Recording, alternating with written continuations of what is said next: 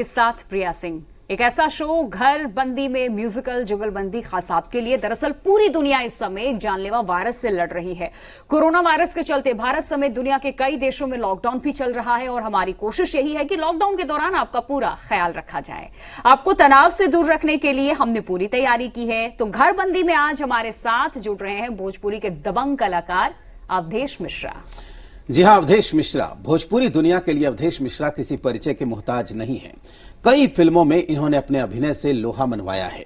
आज जब पूरा देश लॉकडाउन के दौरान अपने अपने घरों में बंद है, तो अवधेश मिश्रा क्या कुछ कर रहे हैं, खुद उनसे जानते हैं। और इस जानने के लिए वो हमारे साथ खुद जुड़े हुए हैं। अवधेश मिश्रा, बहुत स्वागत है अवधेश जी आपका जी बिहार झारखंड पर। जी बिहार देखने वाले तमाम दर्शकों को अवधेश मिश्रा का बहुत बहुत प्रणाम, नमस्कार। और उम्मीद है कि आप सब खैरियत से होंगे।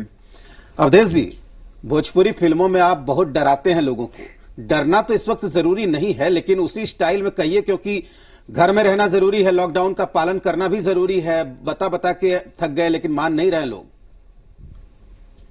अभी क्या कहेंगे, मैं इस पर यही कह सकता हूं कि वक्त बना है एक परिंदा, जिंदगी बन गई बंद घड़ी। जहां रुकी थी, जहां थमी थी, वहीं पे है लाचार खड़ी। तो जब जिंदगी खड़ी हो गई तो जिंदगी का स्वागत करते हैं, सामना करते हैं और करना चाहिए। पूरा तमाम हिंदुस्तान, क्या पूरी दुनिया कर रही है, और हमें सबको इसका पालन करना चाहिए। नहीं मानेंगे भैया तो मैं तो कहूंगा कि वक्त मनवा देगा, जो वक्त मनवा ही रहा है, और सब उसका पालन कर रहे हैं, करना पड़ेगा।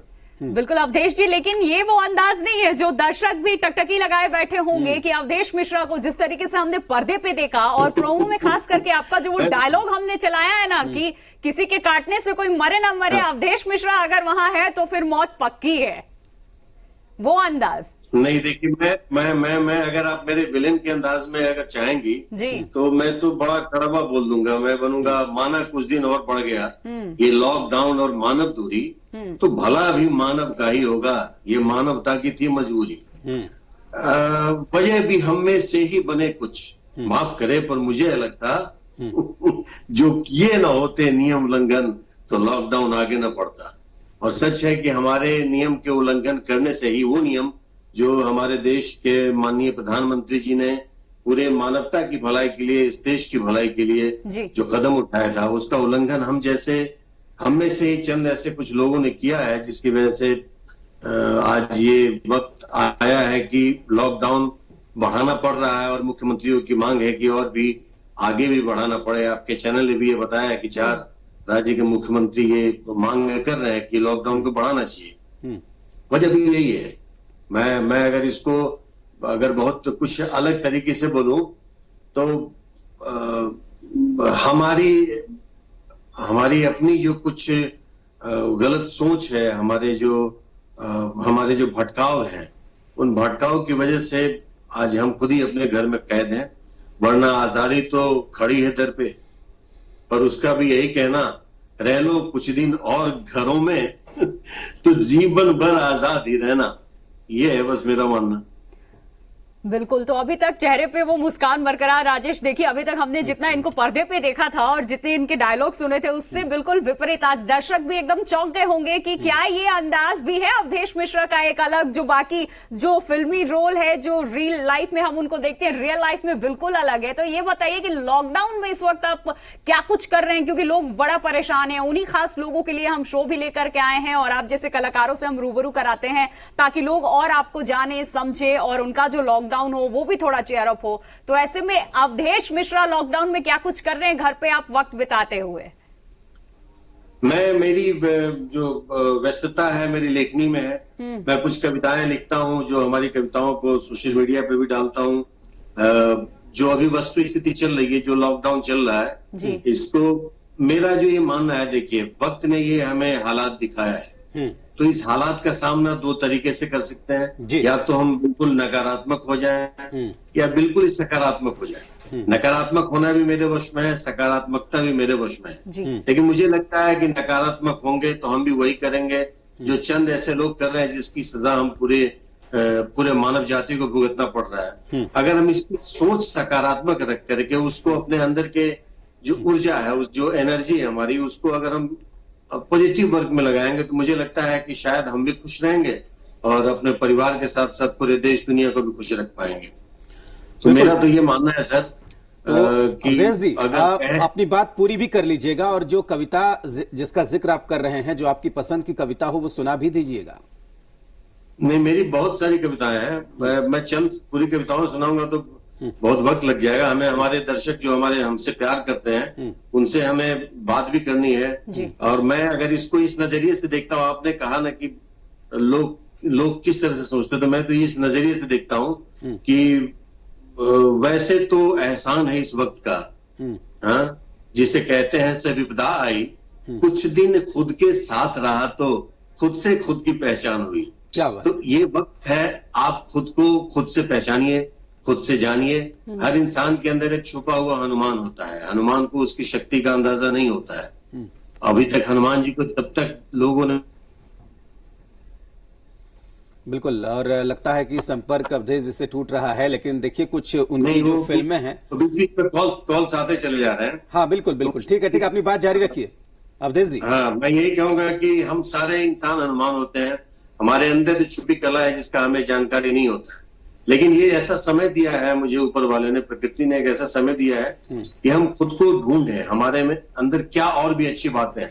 मैं एज एन एक्टर भी मैंने देखा कि जब मैं विलेन करता था तो विलेन करते करते वो प्रसिद्धि मिल गई कि मुझे लगा कि अब इसके ऊपर क्या है। तो फिर मैंने खुद में ही ढूंढा कि अब इसके अलावा क्या कर सकते हैं। हीरो तो बन सकते नहीं है, लेकिन कहानी के तो हीरो बन सकते हैं। हम लड़कियों के साथ नाच गा नहीं सकते हैं, लेकिन किरदार को इतना महान जरूर बना सकते हैं कि हमें लगे कि कहानी का ये मेन सूत्रधार है, ये मेन कथानक की पृष्ठभूमि यही है, यही पिलर है। मैंने पॉजिटिव तरफ रुख किया, मैंने चरित्र अभिनेता की तरफ रुख किया, और आज किस्मत ने साथ दिया और हमारी जो भोजपुरी इंडस्ट्री है तकरीबन पूरी तरह से चरित्र प्रधान फिल्में बनने लग गई हैं। सारे अभिनेता जो सच में अच्छे अभिनेता थे सब व्यस्त होने लग गए हैं। तो बदलाव हमें खुद में लाना पड़ेगा जी। नहीं अवधेश, ये कह सकते हैं कि जो हीरो डोमिनेटेड जो फिल्में बना करती थी भोजपुरी इंडस्ट्री में, उससे कहीं आप बाहर निकाल के अब आप कह सकते हैं कि स्टोरी की फिल्में या चरित्र अभिनेता की फिल्में यहां तक का सफर तय करने में आपने भूमिका निभाई, ये कह सकते हैं। हाँ बिल्कुल, कैसे मैंने नहीं, हमारे दर्शकों ने हमें वो माध्यम दिया, हमें वो स्नेह दिया कि हम वो निभा पाए। हमारे जो फिल्म इंडस्ट्री के हमारे निर्माता निर्देशक हैं उन लोगों ने हम पे भरोसा किया कि जितना मैं पहले जिस कदर की क्रूर भूमिकाएं करता था उससे ज्यादा कहीं हमारे इस इमोशनल चरित्र में जो हमारे अंदर जो ये फिल्मों के माध्यम से बदलाव आया है तो उसको लोगों ने ज्यादा सराहा है। तो और अब इंडस्ट्री में बनने लगी जो सब्जेक्ट प्रधान फिल्में हैं, पहले केवल हीरो होते थे और उसके इर्द गिर्द कहानियां बुनी जाती थी, अब कहानी होती है उसके अंदर इर्द गिर्द अभिनेताओं को चुने जाते हैं। तो बदलाव तो वक्त की परिभाषा रही है कि वक्त बदलता रहता है और बदलाव के साथ हमें भी बदलना चाहिए। वक्त के हिसाब से नहीं बदलेंगे तो फिर वही वक्त बिठा देगा घर में, हम लोग बंद घड़ी बन के बैठ जाएंगे। जैसा अभी हमने प्रकृति के साथ खिलवाड़ किया जी, ये खिलवाड़ प्रकृति का है। जो हम चाहे माध्यम कुछ भी हो, चाहे वो चमगादड़ हो, चाहे वो लोग कहते हैं हमारे न्यूज चैनल्स पे भी आते हैं कि थर्ड वर्ल्ड वॉर हो, जो भी हो, लेकिन प्रकृति के नियम का उल्लंघन है। हम लोगों ने बहुत खेल लिया है प्रकृति से, अब उसका परिणाम अब भुगत रहे हैं। अभी तो 1 महीना रहना पड़ा है, अभी भी हम नहीं सुधर रहे हैं, अभी भी हम कुछ उल्लंघन प्रकृति के साथ साथ अपने देश, अपने समाज का, अपने मानव हितों का कर रहे हैं। तो फिर मुझे लगता है कि कुछ दिन और जब बैठना पड़ेगा तो परिभाषाएं खुद समझ में आने लगेंगी। बिल्कुल, देखिए एक बार फिर इस बात को दोहराऊंगा कि आजादी दर पे खड़ी है सबके, पर उसका भी यही कहना, रह लो कुछ दिन और घरों में, फिर जीवन भर आजादी रहना। रह लो भैया घरों में, अपने अंदर की पॉजिटिविटी को देखो। बहुत हमारे अंदर बहुत सकारात्मकता होती है, लेकिन हमें जो प्रभावित करता है वो हमारे अंदर की नेगेटिविटी प्रभावित करता है। खत्म कीजिए उसको, आ जाइए सही लाइन पे। कुछ आप में भी कुछ हुनर होगा, कुछ गुण होगा, कुछ कलाएं होंगी, उसको आप ढूंढिए, निकालिए उसको। बिल्कुल अवधेश जी, बात भोजपुरी इंडस्ट्री की हो रही है। फिल्मों के बात भोजपुरी इंडस्ट्री की हो रही है और उसी से पहचान भी है आपकी, लोग जानते भी हैं, लेकिन अभी तक बात कल जाओ तो भोजपुरी में कहीं ना कहीं मिसिंग बा। तो एक डायलॉग हो जाओ भोजपुरी में जो अवधेश मिश्रा के दिल के बहुत करीब बा। अब भोजपुरी में ये डायलॉग बोलना बड़ा फेमस डायलॉग रहा है। हाँ। लेकिन एक विलन बोलने रहा है कि आज भी हमारा समाज के जो विलन बा उनकर ये सोच बा कि फटी तब फटी लेकिन पावर ना घटी। भैया घटा दो पावर, बहुत हिल चुके हैं, पूरा देश हिल चुका है, अब नहीं पावर दिखाना है। एक और भी डायलॉग्स था उसको हमारे परम मित्र और अभी सांसद हैं हमारे भारतीय जनता पार्टी के रवि किशन जी ने बड़ा प्रसिद्ध किया। और मेरी एक फिल्म का डायलॉग था वो कि जिंदगी झंड बा फिर भी बड़ा घमंड बा। क्या बात। तो वो जिंदगी झंड बा मतलब हम कुछ भी नहीं है मेरे पास फिर भी अहंकार है। यही है, हम अहंकार अब किससे कर रहे हैं? अहंकार हमने किया प्रकृति से कि हम सब कुछ कर लेंगे, कुछ नहीं कर पाए। हमने सोचा कि ऐसा होगा तो ऐसा हो जाएगा। हम वक्त से एक कदम आगे चलने की कोशिश की है, वक्त ने हमें पीछे कर दिया। जो नियति है, जो प्रकृति ने जो रचा है, अब तो कुदरत के साथ। अवधेश जी थोड़ा रोकना चाहेंगे, थोड़ा कलेक्शन हमने किया है आपकी फिल्मों का जो आपने अभिनय निभाया है, जरा वो सुनवा दे दर्शकों को, फिर बातचीत को आगे बढ़ाएंगे। जी जी जी जी चल जाए, हम यहाँ से जरूर चल जाए इंस्पेक्टर साहब, लेकिन एक बार आप वचन दे देना कि आप हमरा मुन्ना के छोड़ दे। एक बार खूनी कैसे छोड़ दे? अब सरकार बिना माँ बाप के नहीं कहा। अरे हम बचपन से होकर माँ बाप बन के पाल लिए हैं। हम अपन भाई के खातिर माँ बाप बनी हुजूर। अरे बेटा काल बेटा, हाँ? हुजूर जैसे आपके खातिर आपके बाल बच्चा बाना,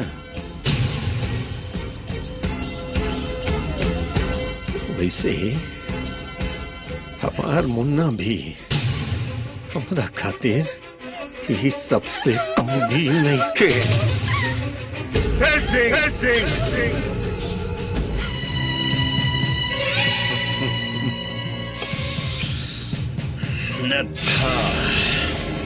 नत्था नेपाली मतलब अभी ले बाज के तरह शिकार पे पंजा मारल न छोड़लस। खैर मंत्री जी आप चिंता न करी, खुदा कसम बन के गिद्दर जाई है किधर। अब हम का जाने जाए किधर जब जवाब भी न देली।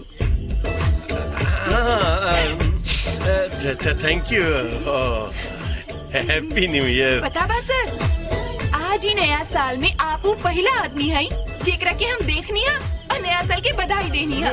अच्छा हाँ सर, रहुआ भी हमरा के पहली बार देखनी है और हैप्पी न्यू ईयर बोलनी है। बार बारी मैदान करे का जाता रही, कर पेट ठीक नहीं का? पेट तो ठीक है बा हो, लक्षण खराब हो गई बा एकर। देख लिए रे बाबू, अगर ये हाल रहल एकर तो कुछ दिन में मर जाए। चल काट जरना काट।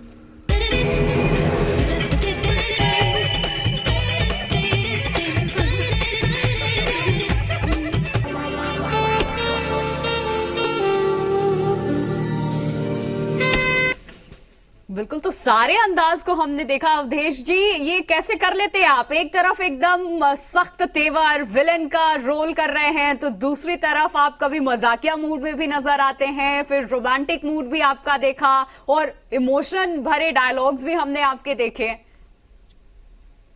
देखिए मैं इस पे यही कहूंगा, रूप एक है रंग अलग है, पर ढंग हमारा है अपना।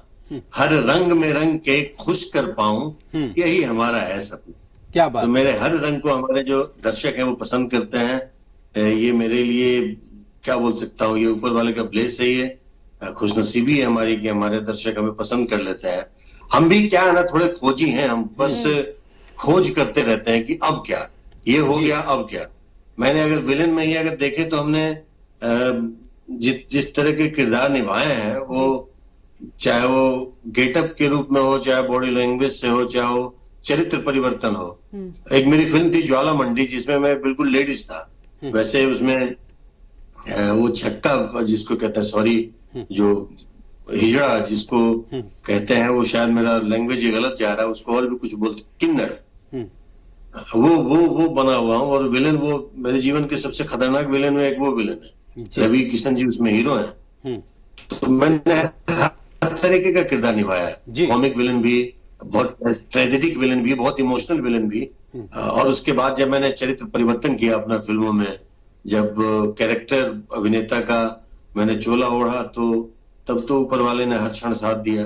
अब जो भी फिल्में मेरे पास आ रही हैं वो चरित्र प्रधान ही फिल्में आ रही हैं। बिल्कुल, यानी अलग अलग इस सब किरदार मेरा इसलिए निभाने है। का मौका भी मिल रहा है और अलग अलग किरदार निभाना आपको पसंद भी है। जी, थोड़ा आपको जी, मेरे- यादों के झरोखे में मेरे लेकर माँ-बाप का चलते हैं आशीर्वाद है अवधेश जी। बस।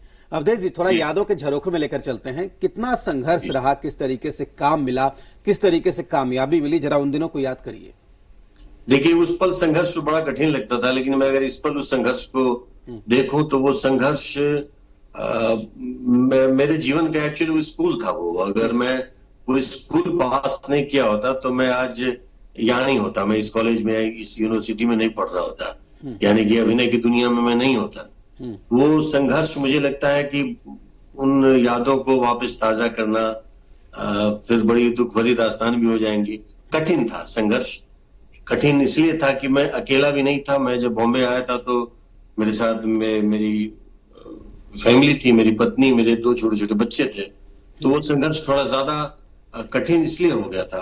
अदरवाइज संघर्ष तो सबको करना पड़ता है, मैंने भी किया, और मैं खुश हूं कि उस संघर्ष का ही परिणाम है कि आज जी 2 कदम भी चल पाया हूं। तो शायद ये मजबूती वहीं से आई है, अदरवाइज मैं तो कमजोर हो जाता। मैं क्या, कितने लोग हमारे साथ आए, कमजोर हो गए और वापस लौट गए, लेकिन वो मजबूती मेरे उस आपके फैंस आपको कमजोर अब नहीं होने देंगे, क्योंकि जिस तरीके से इस वक्त आप छाए हुए क्या? हैं, जिस तरीके से आप छाए हुए हैं भोजपुरी के इंडस्ट्री में, उससे तो यही लगता है कि बड़ी उम्मीदें हैं लोगों को। तो उम्मीदें तो बहुत बंधी हुई, लेकिन आगे क्या कुछ आपके पिटारे से निकल करके आने वाला, बड़ा संक्षेप में अगर आप बता पाए। देखिए, मेरे अंदर एक जो इस लॉकडाउन की विपदा ने इस एक गुण को बाहर लाया है, जो मैं पहले भी यदा कदा लिखता रहता था और वो फिल्मों में उसको शामिल करता था, लोगों को अच्छा लगता था, मैं वो सजेशंस देता था, या कुछ चीजें जो एक चीजें थी जो, लेकिन मेरी पहचान केवल एक अभिनेता के रूप में है। मैं रहूंगा था जिंदगी अभिनेता ही, अलग अलग रंग में रंग ढल करके मैं अपने दर्शकों को खुश करने की कोशिश करूंगा। लेकिन मेरी अब जो कोशिश लेखनी की तरफ भी ज्यादा हो गई है, जो मुझे लगता है मैं कर सकता हूं और करना चाहिए। क्योंकि मैंने छोटे स्तर पर जो लेखनी करी उसका अच्छा परिणाम मिला, वो फिल्म में भी सफलता हासिल की, तो अब मैं उसको भी थोड़ा तवज्जो दूंगा। अभिनय में अगर मैं चरित्र अभिनेता का किरदार निभाने की कोशिश कर रहा हूँ, उसमें क्या क्या वेरिएशंस आ सकते हैं। एक ही तरह का किरदार निभाने लगूंगा तो वहां मैं, मेरे दर्शक मुझसे बोर हो नहीं हो, मैं मुझसे ही बोर हो जाता हूँ। मुझे खुद में उबन हो जाती है कि अरे ऐसा तो पहले भी किया था यार, ये क्यों कर रहा है। तो मैं एज एन एक्टर मैं खुद से बड़ा संतुष्ट होता हूँ, मैं कभी खुश नहीं हो पाता। मुझे मेरी शक्ल अच्छी नहीं लगती है, वो तो गलती से दाढ़ी बढ़ गई, कभी इसी को थोड़ा काट लेता हूँ, कभी बाल को भी कटिंग कर लेता हूँ, खुद ही कुछ कुछ करते रहता हूँ। अपना कोई डायलॉग अवधेश जी जो याद आ रहा हो आपको इस वक्त, जो आपको बड़ा पसंद हो, विलन का हो या किसी भी रोल का हो, जो लगता हो आपको कि जो कि संवाद का माध्यम है फिल्म, कोई एक डायलॉग, एक संवाद जो आपको याद हो इस वक्त। देखिए, हमारे जो डायलॉग्स अमूमन जो तकिया कलाम होते हैं वो फिल्मों में विलन्स पे ही इस्तेमाल ज्यादा होता है।